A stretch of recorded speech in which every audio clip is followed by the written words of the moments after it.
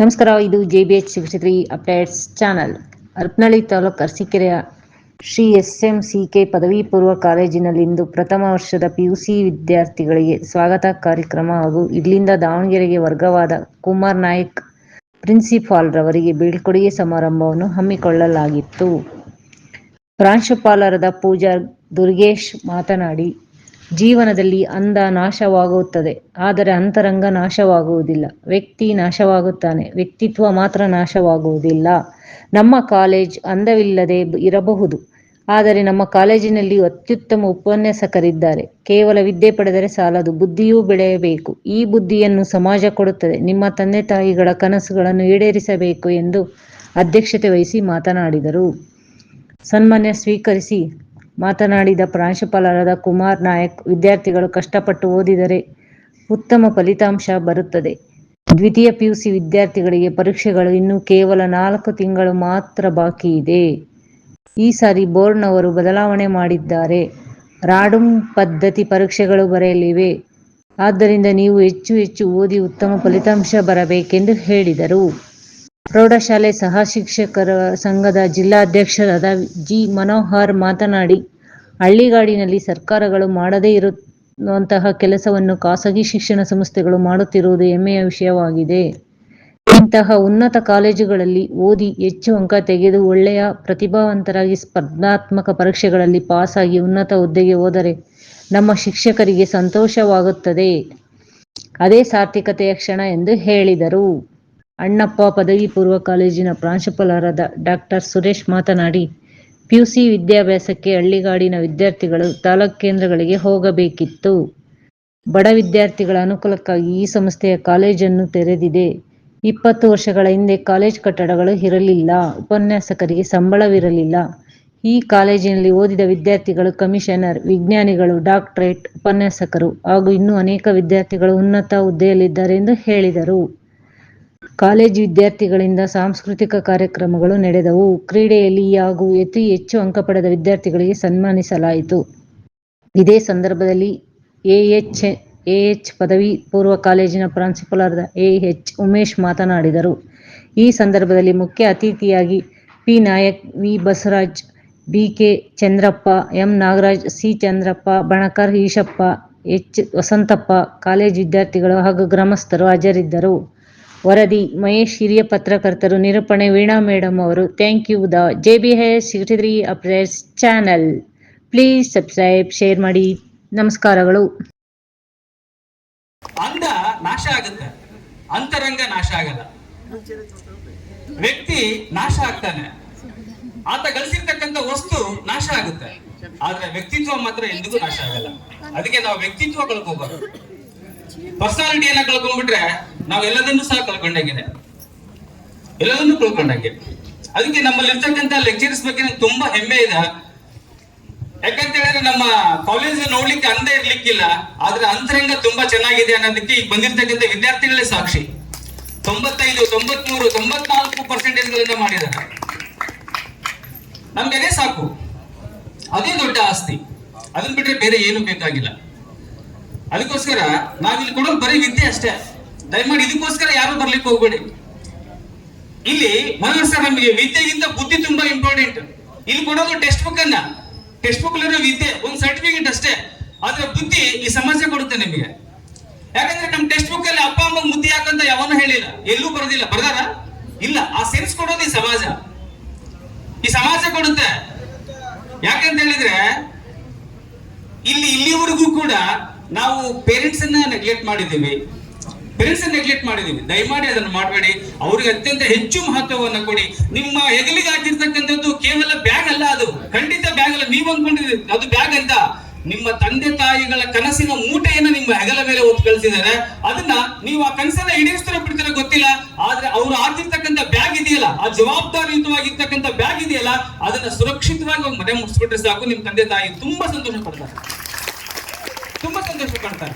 ಅದವರ ಕನಸಿನ ಮೂಟೆ, ಅದವರ ಕನಸು. ನೀವು ಇಷ್ಟು ಚಂದ ಬಂದಿದ್ದೀರಲ್ಲ, ನಿಮ್ ತಂದೆ ತಾಯಿ ನಿಮ್ಮನ್ನ ಮುಂದೆ ಬಿಟ್ಟು ಹಿಂದೆ ನೋಡ್ತಾರೆ. ಅಯ್ಯೋ, ನನ್ನ ಮಗಳು ಎಷ್ಟು ಚಂದ ಹೋಗ್ತಾ ಇದ್ದಾಳೆ, ನನ್ನ ಮಗ ಎಷ್ಟು ಚಂದ ಹೋಗ್ತಾ ಇದ್ದಾನಲ್ವಾ.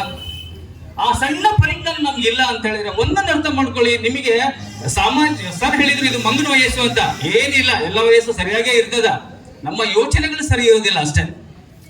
ನಮ್ಮ ಯೋಚನೆಗಳು ಸರಿ ಇರೋದಿಲ್ಲ. ನಾವು ಒಂದೇ ಒಂದು ಸಣ್ಣ ಸೆನ್ಸ್ ಅಂತ ತಿಳ್ಕೊಂಡ್ಬಿಟ್ರೆ ಸಾಕು ಮನೋಹರ್ ಸರ್. ಈ ಏಜ್ ಅಲ್ಲಿ ಜಗತ್ತನ್ನ ನೋಡ್ತಾ ಇದ್ದೀವಿ ಅನ್ನುವಂತ ಅಹಂಕಾರ ನಮ್ಮಲ್ಲಿದೆ ಅಲ್ವಾ. ನನ್ಗೆ 2 ಕಣ್ಣಿದೆ, ಯಾಕಂದ್ರೆ ಬ್ಲೈಂಡ್ ಇದೆ, ನಮ್ಗೆ ಏನು ಕಾಣಲ್ಲ. ನನಗೆ ಎಷ್ಟು ಕಣ್ಣಿದೆ? 2 ಕಣ್ಣಿದೆ ಅಂತಕ್ಕಂತ ನಮ್ಗೆ ಅಹಂಕಾರ ಇದೆ. ಆದ್ರೆ ಒಂದು ಸೆನ್ಸ್ ಅನ್ನ ನಾವು ಅರ್ಥ ಮಾಡ್ಕೋಬೇಕು. ನಾನು 2 ಕಣ್ಣಿಂದ ಈ ಜಗತ್ತನ್ನ ನೋಡಿದರೆ ಜಗತ್ತಿನ ಕೋಟಿ ಕೋಟಿ ಕಣ್ಣುಗಳು ನನ್ನನ್ನೇ ನೋಡುತ್ತವೆ ಅಂತಕ್ಕಂಥ ಒಂದು ಸಣ್ಣ ಸೆನ್ಸ್ ಇದ್ಬಿಟ್ರೆ ನೀವು ಹುಷಾರಾಗ್ಬಿಡ್ತೀರಾ. ಸ್ವಂತ ಬುದ್ಧಿಯಲ್ಲಿ ಓದಿ ಚೆನ್ನಾಗಿ ಓದಿ ಪಾಸ್ ಆಗಿ ಬಂದಿರತಕ್ಕಂಥ ವಿದ್ಯಾರ್ಥಿಗಳು. ಹಾಗಾಗಿ ಎಲ್ಲರೂ 100% ರಿಸಲ್ಟ್ ನಮ್ ನೆಕ್ಸ್ಟ್ ಇಯರ್ ಬರುತ್ತೆ ಅಂತ ಭಾವನೆ ನಮ್ಮಲ್ಲಿದೆ. ಬಟ್ ಸೆಕೆಂಡ್ PUC ವಿದ್ಯಾರ್ಥಿಗಳು ನೀವೇನ್ ದಡ್ರ ಅಂತ ನಾನು ಹೇಳಲ್ಲ. ಎಲ್ಲರೂ ಜಾಣ್ರಿ ಇದ್ದೀರಿ. ನೀವು ದಡ್ಡರಾಗಿದ್ರೆ ಹಿಂಗ್ ಡ್ರೆಸ್ ಹಾಕೊಂಡ್ ಬರ್ತಿದ್ರಿ. ಇಲ್ಲಿ ಎಲ್ಲರೂ ಕರೆಕ್ಟ್ ಆಗಿ ಡ್ರೆಸ್ ಸೆನ್ಸ್ ಇದೆ. ಆಮೇಲೆ ಇಲ್ಲಿಗೆ ಎಷ್ಟೇ ಲೇಟ್ ಆದ್ರೂ ಸಹ ಫಂಕ್ಷನ್ ಯಶಸ್ವಿಯಾಗಿ ನಡೆಸಬೇಕನ್ನುವಂತ ಸೆನ್ಸ್ ಇದೆ. ಒಟ್ಟಾರೆ ವಿದ್ಯಾಭ್ಯಾಸದ ಬಗ್ಗೆ ನಿಮಗೆ ಸೆನ್ಸ್ ಇರೋದ್ರಿಂದ ನೀವೆಲ್ಲರೂ ಜಾಣ್ರಿದ್ದೀರಿ. ಸೆಕೆಂಡ್ PUC ವಿದ್ಯಾರ್ಥಿಗಳು ಇನ್ನಿರೋದು ಕೇವಲ 3 ರಿಂದ 4 ತಿಂಗಳು ಮಾತ್ರ ಓದೋದಕ್ಕೆ ಅವಕಾಶ ಇದೆ. ಈಗೆಲ್ಲ ಸಿಸ್ಟಮ್ಯಾಟಿಕ್ ಚೇಂಜ್ ಮಾಡಿದ್ದಾರೆ ಬೋರ್ಡ್ನವರು. ಹೆಂಗಂತಂದ್ರೆ ಈಗೆಲ್ಲ ರ್ಯಾಂಡಮ್ ಸಿಸ್ಟಮ್ ಅಂತ ಮಾಡಿದ್ದಾರೆ. ಎಕ್ಸಾಮ್ ಅನ್ನ ರ್ಯಾಂಡಮ್ ಸಿಸ್ಟಮ್ ಅಲ್ಲಿ ಏನ್ ಮಾಡ್ತಾರೆ, ಎಲ್ಲವನ್ನು ಮಿಕ್ಸ್ ಮಾಡಿ ಚೌಚೌ ಬಾತ್ ಮಾಡ್ತಾರೆ. ಚೌಚೌ ಬಾತ್ ಮಾಡಿದ್ಮೇಲೆ ಒಂದೊಂದು ಕಾಲೇಜಿಗೆ ಇಷ್ಟಿಷ್ಟು ಹುಡುಗರು ಅಂತ ಹಾಕ್ತಾರೆ. ಆಲ್ಫಾಬೆಟಿಕ್ ಟೈಪ್ ಅಂತ ತಗೊಳ್ತಾರೆ. ಹಾಗಾಗಿ ನೀವು ನಮ್ಮಲ್ಲಿ ಸೆಂಟರ್ ರೂರಲ್ ಸೆಂಟರ್ ಇತ್ತು, ನೆಕ್ಸ್ಟ್ ಇಯರ್ಗೆ ಸೆಂಟರ್ ಮಿಕ್ಸ್ ಆಗ್ಬೋದು, ಬೇರೆ ಸೆಂಟ್ರಿಗೆ ಹೋಗುವಂತ ಸಾಧ್ಯತೆ ಇರುತ್ತೆ. ಹಾಗಾಗಿ ಯಾರ್ಯಾರು ಯಾವ್ಯಾವ ಸೆಂಟರ್ ಅಲ್ಲಿ ಯಾವ್ಯಾವ ಕಾಲೇಜಲ್ಲಿ ಎಕ್ಸಾಮ್ ಬರೀತೀವಿ ಅಂತ ಗ್ಯಾರಂಟಿ ಇಲ್ಲ. ಹಾಗಾಗಿ ಇವತ್ತಿನಿಂದಲೇ ದೃಢ ನಿರ್ಧಾರ ಮಾಡಿ ಓದುವಂತ ಪ್ರಯತ್ನವನ್ನ ಮಾಡಬೇಕು. ಯಾಕಂದ್ರೆ ನೀವು ಯಾರು ದಡ್ರಿಲ್ಲ, ಆದ್ರೆ ಓದ್ತಕ್ಕಂಥ ಪೇಷನ್ಸ್ ಅನ್ನ ನೀವು ಬೆಳೆಸ್ಕೊಳ್ತಾ ಇಲ್ಲ. ಹಾಗೆ ಓದ್ತಕ್ಕಂಥ ಪೇಷನ್ಸ್ ಅನ್ನು ಬೆಳೆಸ್ಕೋಬೇಕು. ಚೆನ್ನಾಗಿ ಓದ್ಬೇಕು. ಚೆನ್ನಾಗಿ ಓದಿದ್ರೆ ಖಂಡಿತವಾಗಿ ನಾವು ರ್ಯಾಂಕಲ್ ಪಾಸ್ ಆಗೋದು ಬೇಡ. ರ್ಯಾಂಕಲ್ ಪಾಸ್ ಆಗಿರ್ತಕ್ಕಂಥ ಎಲ್ಲರೂ ಜಾಡ್ರೇನಾಗಿರೋಲ್ಲ. ನಮ್ಮ ಪ್ರೌಢಶಾಲೆಯಿಂದ ಹೊರಬರುವಂತಹ 100ಕ್ಕೂ ಹೆಚ್ಚು ಮಕ್ಕಳು, ಅದರಲ್ಲಿ 70% ಮಕ್ಕಳು ಶಾಲೆ ಬಿಟ್ಟು ಮನೆಯಲ್ಲಿ ಇರಬೇಕಾಗಿತ್ತು. PUCಗೆ ಅನ್ನುವಂಥ PUC ಅನ್ನುವಂಥ ಹಂತವನ್ನೇ ನೀವು ನೋಡ್ತಾ ಇರಲಿಲ್ಲ. ಕೇವಲ SSLCಗೆ ನಿಮ್ಮ ಶೈಕ್ಷಣಿಕ ವಿದ್ಯಾರ್ಹತೆ ಮುಗಿದು ಹೋಗ್ತಿತ್ತು. ಇವತ್ತು PUC ಮುಗಿಸಿ ಇದೇ ಗ್ರಾಮದಲ್ಲಿ ಡಿಗ್ರಿಯನ್ನು ಪಡೆದು ಮುಂದೊಂದು ದಿನ ನೀವು ಕಾಂಪಿಟೇಟಿವ್ ಎಕ್ಸಾಮ್ ಬರೆದು ಒಂದು ಉನ್ನತವಾಗಿರ್ತಕ್ಕಂಥ ಹುದ್ದೆಯನ್ನು ಪಡೆಯುವಂತಹ ಅವಕಾಶ ಇಂತಹ ಗ್ರಾಮೀಣ ಪ್ರದೇಶದಲ್ಲಿ ಸಿಕ್ಕಿರ್ತಕ್ಕಂಥದ್ದು ನಮ್ಮೆಲ್ಲರ ಹೆಮ್ಮೆ. ಅದು ಸರ್ಕಾರ ಮಾಡದೇ ಇರುವಂತಹ ಅವಕಾಶಗಳನ್ನ ಇವತ್ತು ಸಂಸ್ಥೆಗಳು ಮಾಡಿದವಲ್ಲ, ಅದಕ್ಕೆ ನಾವು ಹೆಮ್ಮೆ ಪಡಬೇಕಾಗಿದೆ. ಜೊತೆಗೆ ಇಂಥ ಸಂಸ್ಥೆಯಲ್ಲಿ ನಾವು ಹೆಮ್ಮೆ ಪಡಬೇಕಾಗಿರೋದು, ಖುಷಿ ಪಡಬೇಕಾಗಿರೋದು, ಪ್ರತಿಭಾನ್ವಿತ ಉಪನ್ಯಾಸಕರು ಸೇರ್ಕೊಂಡಿದ್ದಾರೆ. ರ್ಯಾಂಕ್ ಪಡೆದಂಥವ್ರು, ಜೊತೆ ಗೋಲ್ಡ್ ಮೆಡಲ್ ಪಡೆದಂಥವ್ರು. ಅಂತ ಉಪನ್ಯಾಸಕರಿಂದ ನೀವು ಶಿಕ್ಷಣ ಪಡಿತಾ ಇದ್ದೀರಲ್ಲ, ಅದು ನಿಮಗೆ ದೇವರು ಕೊಟ್ಟಂತ ಒಂದು ಸುವರ್ಣ ಅವಕಾಶ ಅಂತ ನಾನು ಭಾವಿಸ್ಕೊಳ್ತಾ ಇದ್ದೀನಿ. ಅಬ್ದುಲ್ ಕಲಾಂ ಅವರು ಹೇಳ್ತಾರೆ, ನಿಮ್ಮ ಬದುಕಿನ ಅತ್ಯಂತ ಸಾರ್ಥಕವಾದ ಕ್ಷಣ ಯಾವುದು ಅಂತ ಕೇಳಿದಾಗ ಅವ್ರು ರಾಷ್ಟ್ರಪತಿ ಭವನದಿಂದ ಹೊರಗೆ ಬಂದಿರ್ತಾರೆ. ಎಲ್ಲರೂ ಅಂದ್ಕೊಂತಾರೆ ರಾಷ್ಟ್ರಪತಿ ಆಗಿದ್ರಲ್ಲ ಅದು ಸಂತೋಷದ ಕ್ಷಣ ಅಂತ. ಆದ್ರೆ ಅಬ್ದುಲ್ ಕಲಾಂ ಏನ್ ಹೇಳ್ತಾರೆ ಅಂದ್ರೆ, ನಾನು ರಾಷ್ಟ್ರಪತಿ ಆದಾಗ ಒಂದು ಹೈದರಾಬಾದಿನ ಶಿಕ್ಷಣ ಸಂಸ್ಥೆಗೆ ಹೋಗಿದ್ದೆ. ಅಲ್ಲಿ ವಿಕಲಚೇತನ ಮಕ್ಕಳಿಗೆ ಕೃತಕವಾಗಿರ್ತಕ್ಕಂಥ ಕಾಲುಗಳನ್ನ ಜೋಡಣೆ ಮಾಡ್ತಕ್ಕಂಥ ಕಾರ್ಯಕ್ರಮದಲ್ಲಿ ಭಾಗಿಯಾಗಿದ್ದೆ ನಾನು. ಆ ಕೃತಕ ಕಾಲನ್ನ ತೊಡ್ಕೊಂಡಂತ ಮಕ್ಕಳು ತುಂಬಾ ಖುಷಿಯಿಂದ ಓಡಾಡ್ತಾರೆ ಅಂತ ನಾನು ಭಾವಿಸಿದ್ದೆ. ಅದು ಸುಮಾರು 5 kg ತೂಕ ಇತ್ತಂತ ಕೃತಕ ಕಾಲಿಲ್ಲದಂತ ಮಕ್ಕಳಿಗೆ ಕಾಲನ್ನ ಕೊಟ್ಟಾಗ ಅದು ಭಾರವನ್ನ ಹೊತ್ತು ನಡೆಯಲಿಕ್ಕೆ ಆಗ್ಲಿಲ್ಲ ಮಕ್ಕಳಿಗೆ. ಆ ಕಣ್ಣುಗಳಲ್ಲಿ ನೋವಿತ್ತು. ನಾನು ಅವತ್ತೇ ತೀರ್ಮಾನ ಮಾಡಿದೆ, ಒಂದು DRDO ಸಂಸ್ಥೆಗೆ ಹೋಗ್ಬಿಟ್ಟು 5 kg ತೂಗುವಂತಹ ಆ ವಸ್ತುವನ್ನ ಕೇವಲ 500 ಗ್ರಾಮ್ ಅಷ್ಟು ತೂಕವನ್ನು ಕಡಿಮೆ ಮಾಡಿಬಿಟ್ಟು ಆ ಮಕ್ಕಳಿಗೆ ಕೊಡಬೇಕು ಅಂತ ತೀರ್ಮಾನ ಮಾಡಿ ಕೆಲವೇ ದಿನಗಳಲ್ಲಿ ಅದೇ ಮಕ್ಕಳಿಗೆ ಅತ್ಯಂತ ಕಡಿಮೆ ತೂಕವನ್ನು ಹೊಂದಿರತಕ್ಕಂಥ ಕೃತಕ ಕಾಲನ್ನು ಕೊಟ್ಟಾಗ ಆ ಮಕ್ಕಳಲ್ಲಿ ಸಂತೋಷ ಮತ್ತು ಆನಂದ ಎರಡೂ ಉಂಟಾಗಿತ್ತು. ತುಂಬಾ ಖುಷಿಯಿಂದ ಆ ವೇದಿಕೆಯಲ್ಲಿ ಓಡಾಡ್ತಾ ಇದ್ರು. ಅದನ್ನು ನೋಡಿ ನನ್ನ ಕಣ್ಣುಗಳಲ್ಲಿ ಆನಂದ ಬಾಷ್ಪ ಬಂದಿದ್ವು. ಹಾಗಾಗಿ ನನ್ನ ಬದುಕಿನ ಸಾರ್ಥಕ ಕ್ಷಣ ಯಾವುದು ಅಂದ್ರೆ ರಾಷ್ಟ್ರಪತಿ ಆಗಿದ್ದಲ್ಲ, ಆ ಮಕ್ಕಳಲ್ಲಿರುವಂತ ಸಂತೋಷವನ್ನು ನೋಡಿ ನನ್ನ ಬದುಕಿನ ಸಾರ್ಥಕ ಕ್ಷಣ ಆಯ್ತು ಅಂದ್ರಂತೆ. ಯಾರು ಕಾಲೇಜಿಗೆ ಹೋಗ್ಲಿಕ್ಕೆ ಆಗ್ತಿರ್ಲಿಲ್ವೋ, ಬಡತನದಿಂದ ಮನೆಯಲ್ಲಿ ಉಳಿದಿದ್ರು, ಅಥವಾ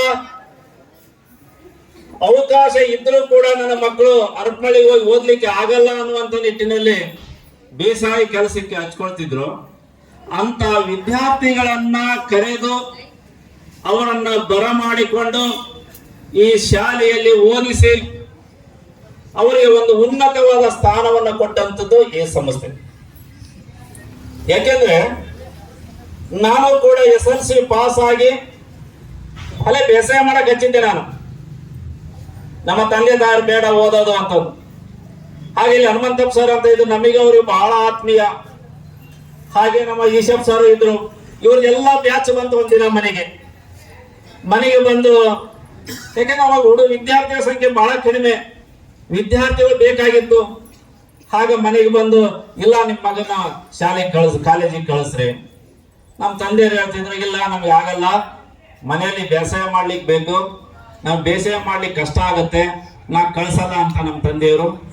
ಆದ್ರೆ ಅವರ ಮನಸ್ಸನ್ನ ಕರಗಿಸಿ, ಅವರ ಮನವೊಲಿಸಿ ಅವತ್ತು ಕಾಲೇಜಿಗೆ ಕರೆ ತಂದದ್ದು ಈ ಕಾಲೇಜಿನ ಶಿಕ್ಷಕರು, ಉಪನ್ಯಾಸ. ಅವತ್ತು ಅವರು ಆ ಕೆಲಸವನ್ನ ಮಾಡದೇ ಇದ್ದಿದ್ರೆ ಇವತ್ತು ನಾನು ನಿಮ್ಮ ಮುಂದೆ ಇಲ್ಲಿ ನಿಂತು ಮಾತಾಡ್ಲಿಕ್ಕೆ ಆಗ್ತಾ ಇರಲಿಲ್ಲ.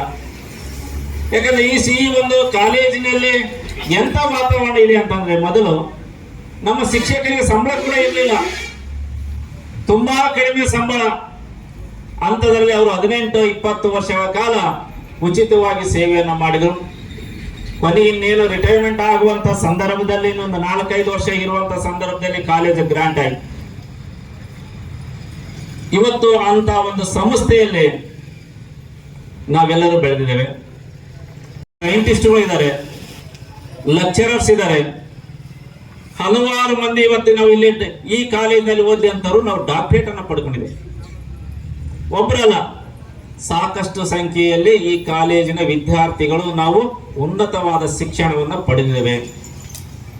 ಯಾಕೆ ನಿಮಗೆ ಹೇಳ್ತಿದ್ದೇನೆ ಅಂತಂದ್ರೆ, ದೊಡ್ಡ ದೊಡ್ಡ ಸಂಸ್ಥೆಗಳಲ್ಲಿ 100ಕ್ಕೆ 90-95% ಬಂದವರು ಅವರನ್ನು ಸೇರಿಸ್ಕೊಳ್ತಾರೆ. ಅವರು ಸಾಧನೆ ಮಾಡೋದು ದೊಡ್ಡದಲ್ಲ. ನಮ್ಮ ಇಂಥ ಒಂದು ಹಳ್ಳಿ ಗಾಡಿನಲ್ಲಿ ಇರುವಂತಹ ಕಾಲೇಜುಗಳಲ್ಲಿ ಎಲ್ಲಾ ರೀತಿಯಾದ ಅಂದ್ರೆ ನಾವು 3rd ಕ್ಲಾಸ್ನಲ್ಲಿ ಪಾಸ್ ಆದಂತವ್ರು ಅಥವಾ 2nd ಕ್ಲಾಸ್ 3rd ಕ್ಲಾಸ್ನಲ್ಲಿ ಪಾಸ್ ಆದಂತವ್ರು, ಅಂತ ವಿದ್ಯಾರ್ಥಿಗಳನ್ನ ಇಟ್ಕೊಂಡು ಕಲ್ಲನ್ನ ಯಾವ ರೀತಿಯಲ್ಲಿ ಸಿಲೆಯನ್ನ ಮಾಡ್ತಿದವೋ ಆ ನಿಟ್ಟಿನಲ್ಲಿ ನಮ್ಮ ಈ ಕಾಲೇಜಿನ ಉಪನ್ಯಾಸಕರು ನಮ್ಮನ್ನ ತೀಡಿ ಈ ಹಂತಕ್ಕೆ ತಂದು ನಿಲ್ಲಿಸ್ತಾರಲ್ಲ, ಇದು ಸಾಧನೆ.